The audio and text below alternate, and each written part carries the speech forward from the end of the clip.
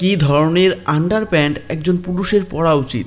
বাজারে অনেক ধরনের আন্ডারপ্যান্ট আমরা দেখতে পাই, থং, ব্রিপ, বক্সার ব্রিপ, কিন্তু কোন আন্ডারপ্যান্ট আপনার টেস্টিকেল মানে অন্ডকোষ দুটিকে সুরক্ষিত রাখবে, আপনার স্পার্ম হেলথে কোনো এফেক্ট ফেলবে না, ইভেন আপনার টেস্টোস্টেরন লো হবে না।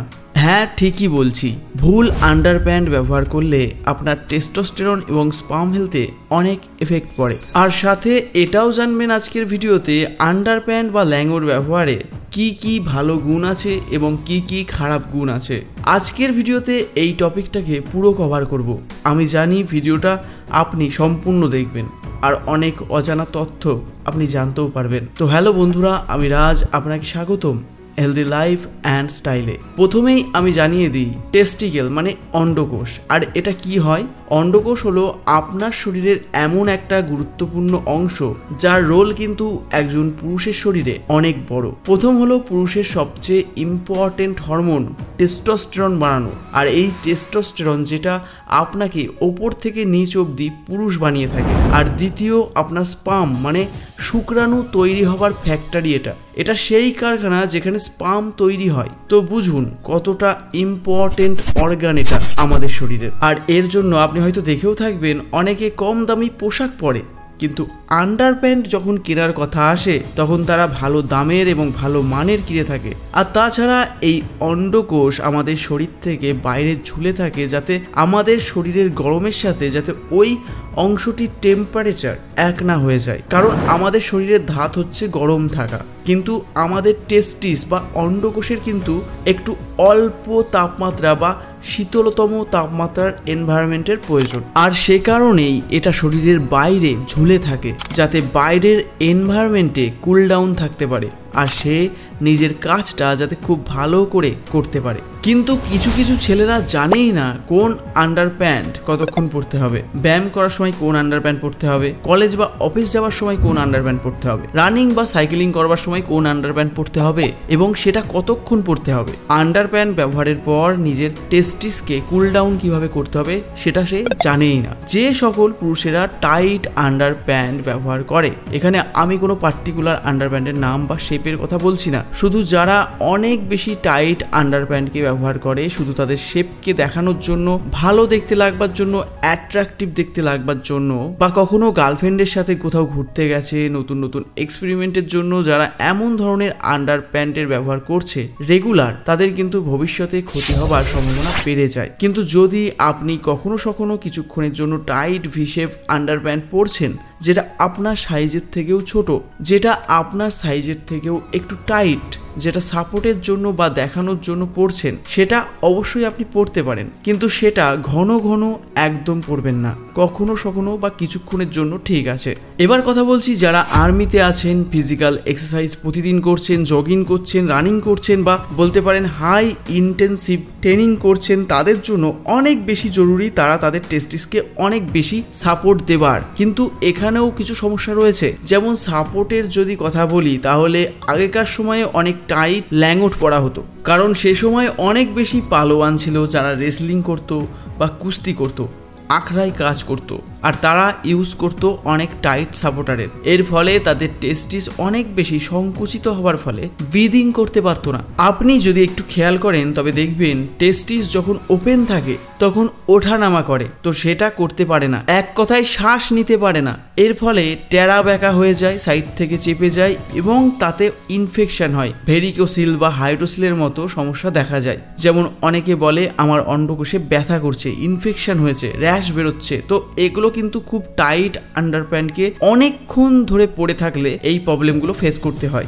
আবার এটার কিন্তু প্রয়োজনও রয়েছে। কখন প্রয়োজন রয়েছে? ধরুন যারা অনেক বেশি পরিশ্রম করছে যেটার ফলে ঘাম ঝরছে তাদের, বা যারা অনেক বেশি হাই ইন্টেন্সিভ ট্রেনিং করছে, জিম করছে, রেসলিং করছে, রানিং করছে, ক্যারাটে করছে, এখানেও কিন্তু টাইট আন্ডারপ্যান্ট পরে টেস্টিসকে সাপোর্ট দেওয়াটা অনেক গুরুত্বপূর্ণ। আর এই সব অ্যাক্টিভিটি করবার সময় যদি আপনি ব্রিফ আন্ডারপ্যান্ট ব্যবহার করেন সেটা কিন্তু খুবই ভালো। কিন্তু ভালো বলে কখনো নিজের সাইজের থেকে 1 বা 2 সাইজ ছোট ব্রিফ আন্ডারপ্যান্ট পরবেন না। নর্মাল ভি শেপ বা ব্রিফ আন্ডারপ্যান্ট পরুন নিজের সাইজের, যাতে আপনি আপনার টেস্টিসকে সাপোর্ট দিতে পারেন। কারণ এই সব অ্যাক্টিভিটির সময় যদি ওখানে চোট লাগে তাহলে সেটা অনেক বড় সমস্যা তৈরি করবে। তাই সাপোর্ট নিয়ে অবশ্যই এই সব অ্যাক্টিভিটি করুন। অ্যাক্টিভিটি শেষে অবশ্যই আন্ডারপ্যান্ট চেঞ্জ করুন। এই আন্ডারপ্যান্ট কখনো বেশিক্ষণ পরে থাকবেন না।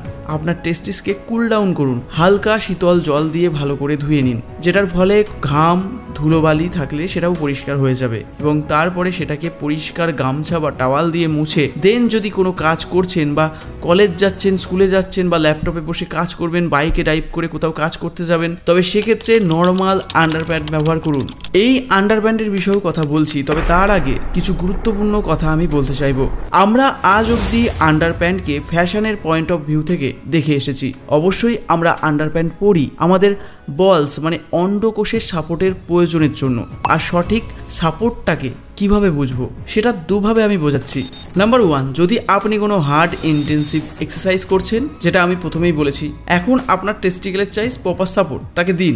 আর এক্সারসাইজ বা এই ধরনের অ্যাক্টিভিটি শেষ হয়ে গেলে সেটাকে সরিয়ে ফেলুন এবং আপনার নর্মাল আন্ডারপ্যান্ট ব্যবহার করুন। এবার নাম্বার 2 হলো নর্মাল আন্ডারপ্যান্ট কি হবে। এই নর্মাল আন্ডারপ্যান্ট সেটা হবে যেটা আপনার টেস্টিকেলকে সাপোর্ট দেবে, টাইট কিন্তু করবে না, অনেক ওপরে কিন্তু টাইট করে চেপে ধরবে না, তবে সাপোর্ট অবশ্যই দেবে। এমন হবে না যে আপনি এমন ধরনের আন্ডারপ্যান্ট পরলেন যেটা একদম ঢিলা আর যা পরার পর আপনার বল সারাক্ষণ নিচে ঝুলবে আর এদিক ওদিক ধাক্কা লাগবে, এরকম একদম হবে না। তো এর জন্য বেস্ট হলো ব্রিপ বক্সার। এটা আপনার নর্মাল বা দিনের যেটুকু টাইম আপনি কাজ করেন তার জন্য এই আন্ডারপ্যান্ট বেস্ট। তবে এই আন্ডারপ্যান্ট কিনবার সময় কিছু জিনিস মাথায় অবশ্যই রাখুন।